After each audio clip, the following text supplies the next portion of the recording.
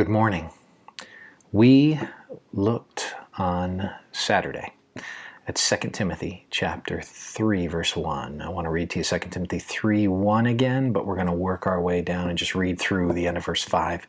And I want to make a general comment about something. I think that's an important observation that we need to make and think about. But understand this, that in the last days there will come times of difficulty. For people will be lovers of self, lovers of money, proud, arrogant, abusive, disobedient to their parents, ungrateful, unholy, heartless, unappeasable, slanderous, without self-control, brutal, not loving the good, treacherous, reckless, swollen with conceit, lovers of pleasure rather than lovers of God, having the appearance of godliness but denying its power. Avoid such people. This connects back to chapter 2, where we're to be a vessel that's set apart.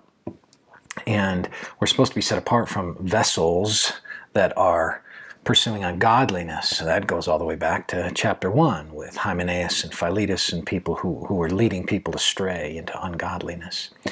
There's a real passionate concern that sits here for the Apostle Paul. He doesn't want Timothy to get around or himself, or he wants him to also instruct other people within the local church not to be inundated by influences that would pull them away from Christ.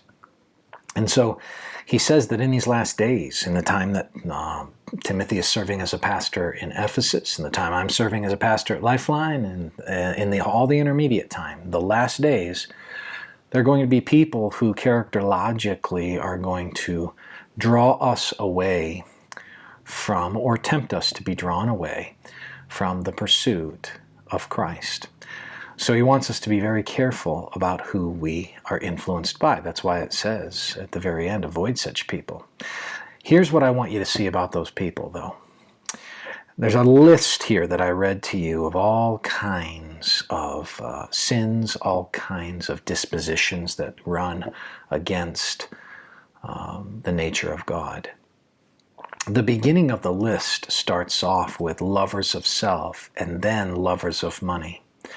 And the end of the list, right before verse 5, having the appearance of godliness but denying its power, we have lovers of pleasure rather than lovers of God. It's as though there's kind of a bookend about love.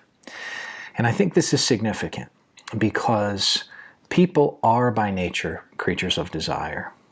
People are by nature worshipers. The issue is what we choose to worship. And we can worship at the altar of self. Lovers of self at the beginning, lovers of pleasure rather than lovers of God at the end. We can slake our desire on things that will satisfy immediately and temporally, or we can slake it on things that will honor God and satisfy eternally.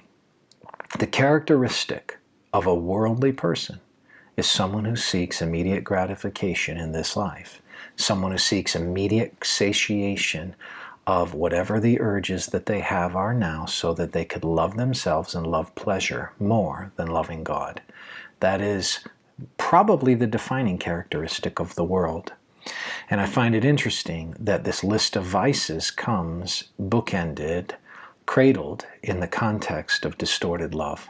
So my caution to you today, or my admonition to you today, my encouragement to you today, is to be careful what you love, and to see whether or not in your own heart your love is in it for the long game of the glory of God or the short game of self-immediate gratification.